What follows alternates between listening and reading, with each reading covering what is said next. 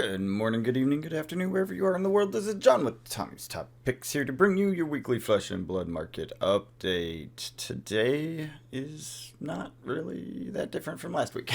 It's kind of quiet.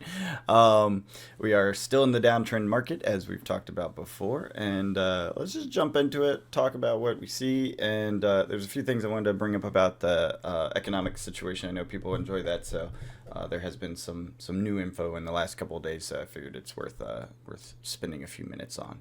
All right, let's jump in. WTR boxes are actually up. This is unlimited, 5%, 63 from 60. Nothing special. We've seen it in this range before, so not a big deal. But hey, it hit the 5% mark. We like anything that goes up 5%, especially in this market. We don't see it that often, so let's celebrate. Woo! Everyone get out your kazoo. All right, ARC is up 4.26% for an honorable mention at 98 from 94. We did suspect something like that would happen because of how quickly this dropped, that it would see it bounce back. We said that last week. Again, I think it's going to be right in that channel. It's just going to, we'll look at the chart, but it's just going to stay in that channel for a while. The only thing that will change that is a supply shock, i.e. people just can't find them anymore. Or there's something, massively negative to the general markets. I would assume general markets, because ARC isn't exactly a new product, that drive down demand or cause companies, i.e. LGSs, to dump product quickly to enhance supply very suddenly, and that would reduce the price. Only thing I can think of is if there is like a big economic downturn and it causes a lot of shops to close simultaneously. That's the only thing I can think of that would drive this down very quickly. Now, seeing it tick down over time, absolutely possible. And that is kind of what I suspect most of these will do over the next, call it 6 months or so. We're not sure exactly on the time frame. I'll get into that in the economics update part, because there's some interesting indicators happening. Moving on, everything else is flat until we get down to Mon first boxes, down 10.71% to 75. I don't know that we're hitting a bottom anytime soon, but these are really low prices for first edition boxes. I know some people still want those cold foils. That's where you get them, and Mon first edition boxes are at 75, pretty unprecedented price. Will this get down to the 50s, 60s range like we see other boxes? That's the question. And in 6 months, if we have nothing but negative, pressure on the market for 6 months, call it recession, unemployment, things like that all happening, then yeah, it is definitely possible. Now, do you want to hold your breath and wait until trying to catch the very, very bottom? Yeah, they call that trying to catch a falling knife. It's very difficult to hit the exact bottom. Chances are you will miss. So the way I approach these sorts of things is DCA, as we've talked about in the past, I'll buy a little bit each week as we go in to the downward trend, or you just pick a time frame, pick a price. Say, hey, at 50, it feels great. If it doesn't get to 50, I don't feel bad about missing, right? If you can choose a target when you're not emotionally attached, when there's no emotion in the market, that's the ideal way to pick and choose your entry and exit points. And it actually allows you to create formulaic approaches to risk reward. Something Rudy talks about a lot. Actually, I saw him on a recent video. He was talking about this, the risk versus reward thing. It's worth thinking about it. What's the potential downside? Like at $50 a box, how much lower can it go? Which is zero, right? It could just disappear to zero, but that assumes that Flesh and Blood as a whole is gone, right? I don't think that's happening. So that downside risk is very minimal. And then the amount of loss, say it goes to $45 a box, $5, right? Versus the upside, where we've seen things like ARC and WTR when they're out of stock, which granted, Mon is nowhere close to this, but at some point you get into that $100 range. So you're talking about double your money versus 10% off, right? Discount. So that's how you do the risk reward ratio. And you just consider the realities of the markets. You can always be wrong, but it's a lot better than trying to wait for the bottom that you don't know where it is and you're not sure when you're going to pull the trigger. Coming up with a plan beforehand is the way to do it. These are the times to come up with those plans, because we do see an economic downturn or downward pressure economically in general going into the beginning of next year. So as a result, this is the time to make those plans, pick your targets, write a journal. This is what a lot of traders do. They have a trade journal, where and there's digital ways to do this depending on what you're using, but they write specific targets. They say, when this happens, I want that for TCG player sniper, I think it's called, or TCG sniper. is a great alert service. I think you can have 5 alerts set up for free. And then if you subscribe for like, I don't know what it is, maybe $5, $10 a month, I don't know. If you subscribe, then you can do like unlimited. So if you have specific products or specific cards or specific things that you've wanted for a long time and you've been waiting for the discount, take a look at the downside risk, upside risk, and then come up with a target. Set those alerts now. Come up with the plan now while you're not emotional. That way, when it happens in the next 6 months or so, in that time frame, when it happens and you get that alert, it pops into your inbox. You're like, okay, I said I was going to buy when it hit this price. And then you go and buy, even though you might feel like, oh, this is a bad time to buy because the whole market's down, and you get emotional. You get emotional when everything's crashing, and you say that there's a further down. It's a deeper discount yet to be had, and that's how you miss out. So when you let your emotions drive your trading, that's where you take those risks. So, like I said, if you have things that you wanted, things that you've been eyeing, things that you wish were cheaper historically, and you would have gotten it. Things that you would love to have on your shelf for 10 years, whatever, things like that. This is the time to come up with a plan to move into the market over the downturn that is inevitably, well, not inevitably, but likely going to come. All right, moving on. Sorry, that was a little bit of a side tangent there. Distilled Dawn down 9.33%, 68 from 75.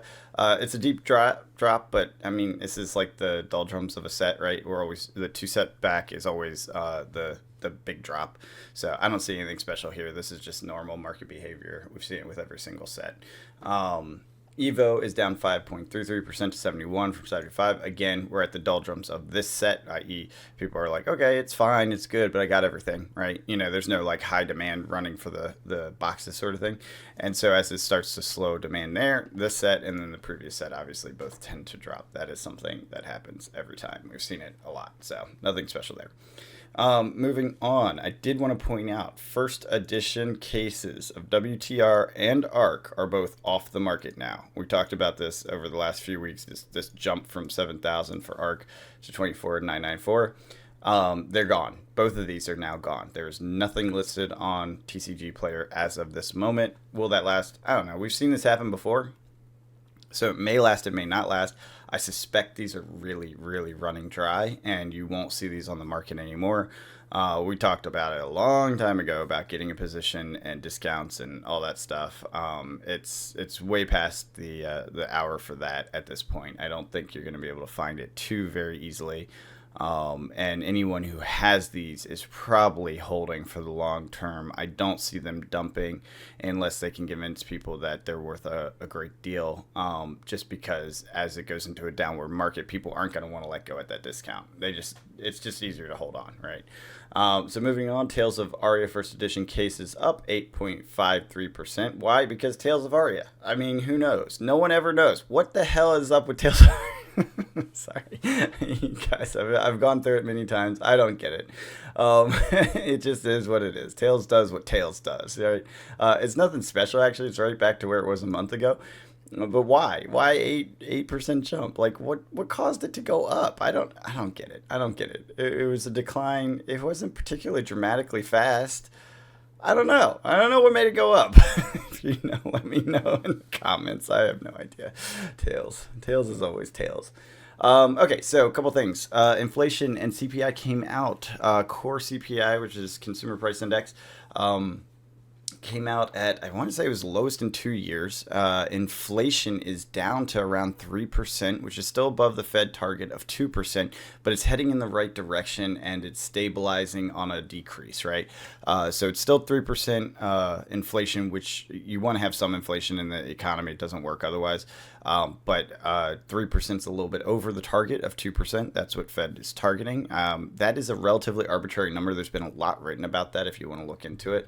It's relatively interesting that 2% is the target and no one really knows why, and no one really has a good argument for why it's 2 and not 3 or 1, whatever. It's just a reality. Why? We don't really know. What that means is that they're going to continue pulling on it until it gets down to 2, presuming that there's good reasons to do so.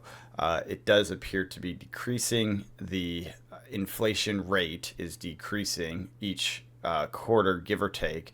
in a fairly good fashion, slow fashion. So it's not dropping precipitously, which is like an economic crash, right? Um, what this means for consumers is prices won't rise as fast, i.e., your paycheck should catch up because of yearly increases and things like that. I hope you're getting yearly increases. I understand not everyone does. It's very difficult out there from an employment standpoint. But point being that if it stays at 2%, that tends to be a target that most people can comfortably get raises that match or increase over that. So there's a positive economic cycle from it. Now, does this mean we're done? Does this mean the Fed's going to stop? I have seen so much news about this in the past 24 hours since this set of numbers came out.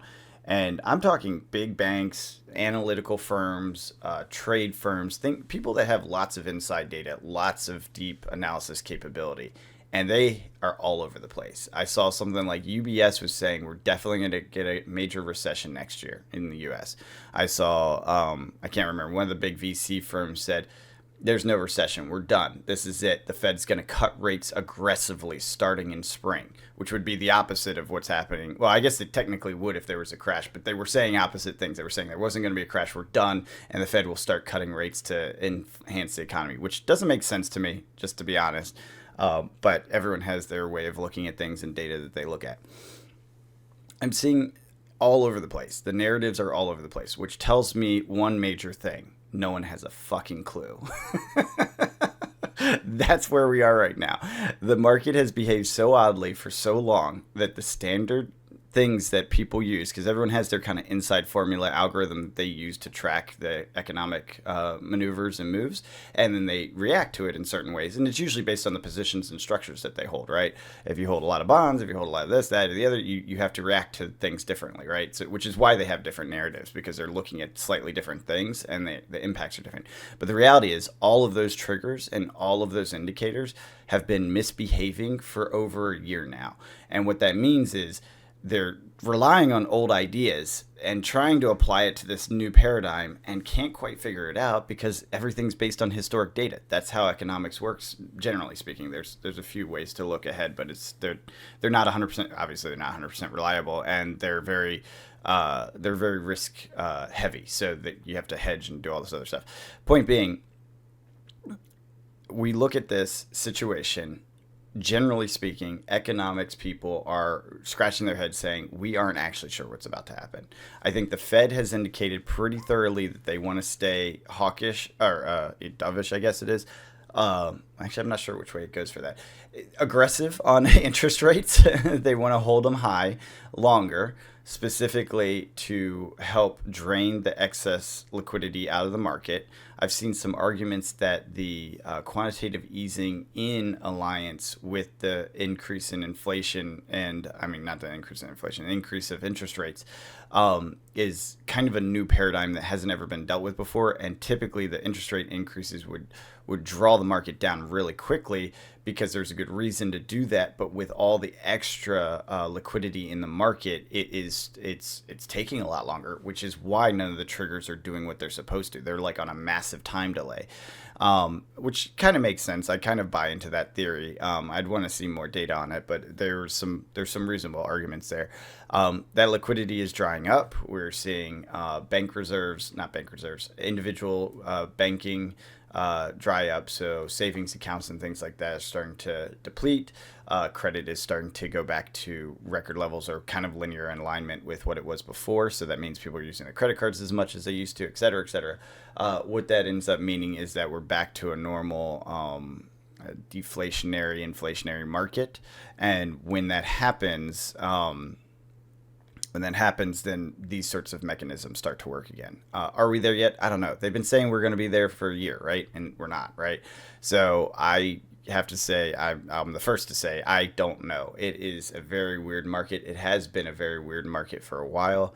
And I don't know that we have an answer. I'm not sure anyone has an answer. I do know one thing. This period will be studied in economics books going into the future. There will be a chapter on, the 2020 pandemic economic supply chain shock and how that happened. People will get PhDs off of studying this because it is a very unique economic historic period, and there's going to be some learnings from this as to like how to behave in certain scenarios. I will say one thing that's interesting. If you're in the U.S. has the best inflation recovery of the entire developed and high activity economic world, i.e., everywhere but the very poorest of third world countries, which they're probably even worse, but I don't think they track those, is what it boils down to. So all of the modern global economy that's out there, the U.S. is beating it. It's doing better. Its inflation has come down faster. So our policies, our approach to it has worked. That's not unusual. We usually do win out on these sorts of things. I don't know if any of you remember, but 08 crisis had a similar situation with a few exceptions. I think Iceland was one of them. But point being that because we're so big and we have so much sway, we tend to move the levers in a way that benefits us. And the side effect is that things like Europe do not get the same benefits. Even if they try to pull the same levers, they can't pull them as heavily as our economy can, right? So what ends up happening is we end up beating out the other types of economic structures. China, where they call it the BRICS, the blah, blah, blah, all these different economic groups. We end up doing better than them because we just have a lot more weight behind our decisions when we make them. I'd like to think we're just a lot smarter, but I don't think that's the case. I think it's purely a matter of weight of liquidity, because America's economy is gargantuan. It's huge. So all that said, it looks like we are getting to a place where a pivot will happen. That is the key thing we are looking for. I do believe what we'll see first is some unemployment rise. The question is, how high does it get? I think we're still at record low unemployment, something like 3%. And we will probably see it increase, I'm guessing, post-holiday season, because there's usually an economic bump around the holiday season. So call it first quarter next year, I assume. We'll see that unemployment rise. Some of it will be seasonal. Some of it will be systemic, the whole system needing to reset. And as that happens, you'll start to see other things occur. Stock prices change, bonds change, rates will be pulled back by the Fed probably at that point. I'm guessing not too aggressively based on how they've signaled, but it's hard to say. Depends on how fast that stuff happens. And once that starts to happen, then liquidity starts to flow in the opposite direction, away from the safer activities and into the more risk-on assets. Now, all that said, very weird things. Risk-on assets are booming. Stock market is doing better than it was. There's a lot more activity, although I will say there's mixed signals on this particular set of data. And things like crypto are going gangbusters as well. There's a lot of mixed signals. So it is a mess out there, and worth noting that I think it will continue to be a mess for at least 6 months. This is why we save for a rainy day. This is why we start to set targets that aren't affected by emotions. And this is why we prepare for the next 6 months as a means to plant seeds that we will reap. That is just smart economic behavior, because there is shakiness in the market, and fear is the time to get greedy. When everyone's greedy, it's a time to get afraid. Right now, everyone is uncertain. Uncertainty is fear, right? Uncertainty and doubt, fear, uncertainty, doubt, FUD. So this is the time to, start getting a little greedy, start thinking about how to be greedy. Don't jump yet. Anyways, one other thing I want to talk about, and this is a little side tangent instead of cards, because I don't really have any cards to go over. There's this interesting economic article. I think I talked about it some time ago, probably in the very beginning, about how inflation tied to the deployment of microprocessors had entered a deflationary economic structure. What do I mean by that? Moore's Law. Moore's Law is every, I think it's 18 months, processing power doubles and price halves, give or take. It's not exactly true, but that was the original concept. Over time, Moore's Law decayed and became less power, less savings, and it's reached somewhat of a peak with the nanoscale that we could get down to as far as the size of transistors. And why does all that matter? Because if you think about that economic formula that I just gave you, and you look at the way it fits within the global paradigm of productivity and work, i.e., applying transistors to problems to make it more efficient to solve them, right? Think about someone that did architecture design, right? Historically, they had those big tables, paper, pen, hundreds of people working on draft after draft after draft after draft, right? Then we put computers on it. Now we have CAD and all these advanced software systems that can do what 90% of those people were in there doing, right? So now you need a tenth of the people, and you can get the same, if not more, work done through automation and speed of software, right? So how does that software work? Well, it required a certain level of transistor capacity, right? You had to get to a certain speed of CPU, which is density of transistors, essentially. Not exactly, but it's close enough.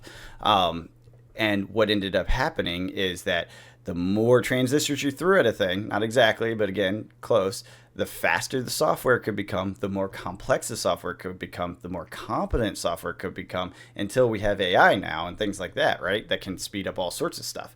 And so what was happening is the transistor revolution since like the 80s, basically, slowly infiltrating the rest of the economy and laying on top of it, increase productivity here, there, here, wherever they could fit in, wherever there was a piece of software that was invented, wherever there was a piece of hardware that could get implemented, GPUs, CPUs, AI, all that stuff, that would make the job faster and more efficient with less people and less effort. It caused what's called a deflationary cycle within the economy. It was a macro storm within the, a micro storm within the macro of the economy. And what that means is, since transistors get cheaper each year, to do the same amount of work, and you can even say almost double the amount of work, again, that scale changed over time. It became less fast, but it still happened. And that's the whole, like the next CPU that comes out is faster, right? That whole thing. It pushed down the value of productivity, labor, right? What was produced by people's work. And so it made things cheaper and cheaper and cheaper and cheaper. When you get into a deflationary cycle, a lot of what happens in our economy doesn't work. Our economy is based on interest, right? Lending and then return future value. Well, future value, you can get twice as much for half the cost.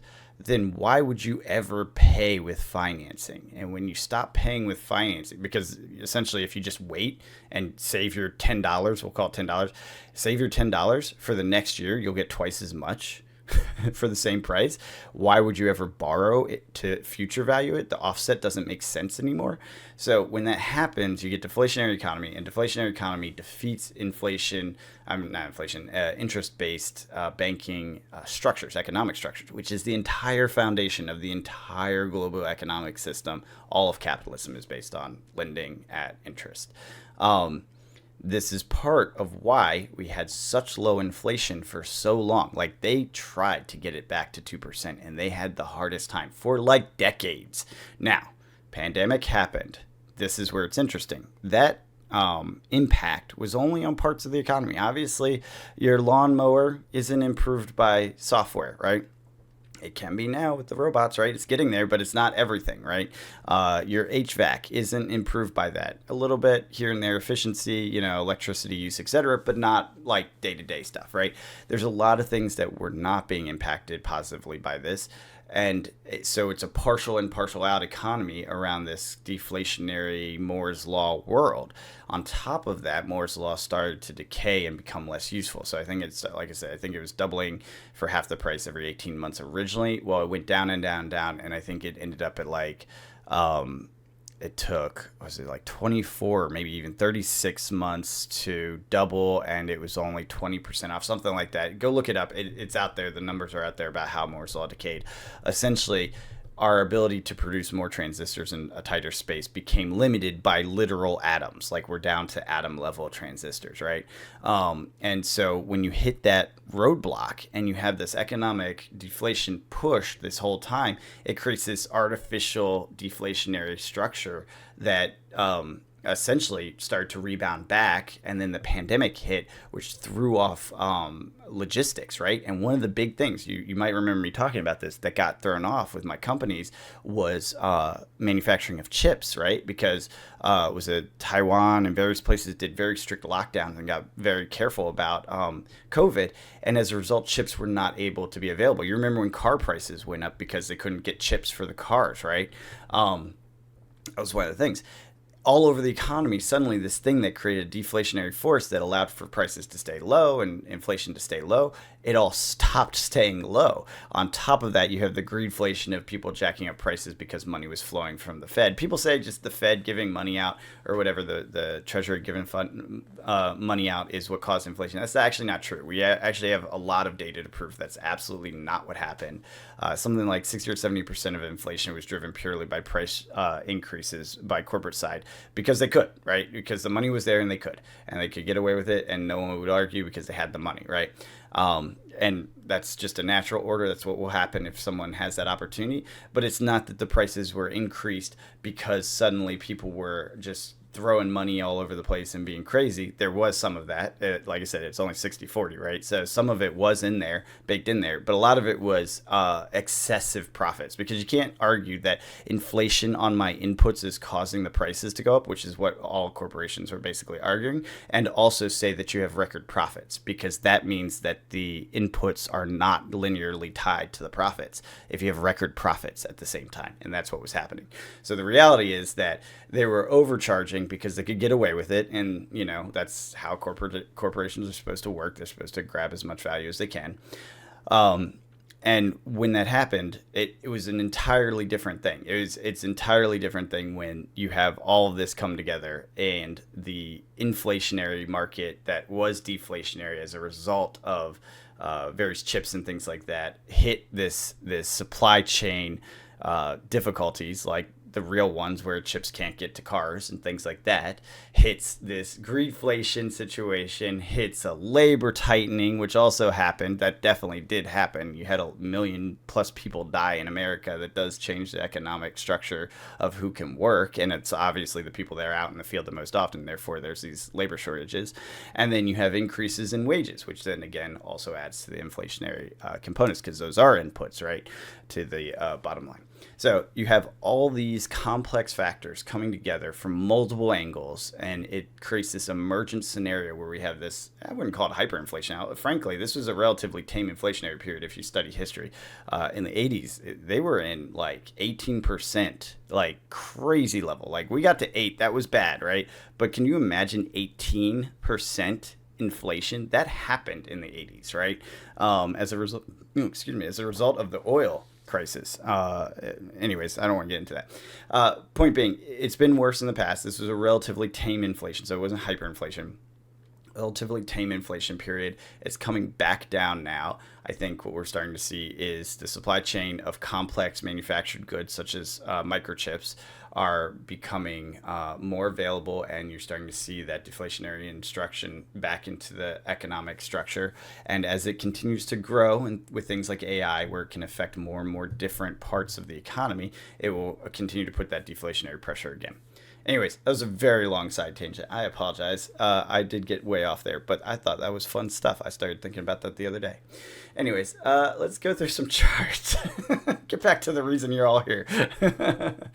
Oh, God. All right, what do we want to look at here? WTR, yes, we wanted to look at this. Okay, so we saw the bounce off the bottom. It's still a downward channel. Yeah, this is what we're looking at. The premium's intact. Makes me feel like this may be artificial low. But let's see, because if this drops down and follows through, then yeah, we'll see that throughout. And then what was the other stuff? Let's go first edition. What was it? Mon, Dustodon, and Evo. Let's go to Mon. Where's Mon? There it is. Let's see what we got. Yeah, this dropped off really hard. Now this tends to stay pretty tight. Like there'll be a premium, but then it'll tighten up. But look how long it takes here. This is like 2 months. So this may take 2 months to follow. So we should keep that in mind for this. I do see, like I said, long term, these prices coming down because there is a lot of mon out there. We know that for a fact. So I think the supply is just going to be fine for a while, and therefore it's just going to be pure sell pressure based movement, which we'll probably see it leaking down for a while.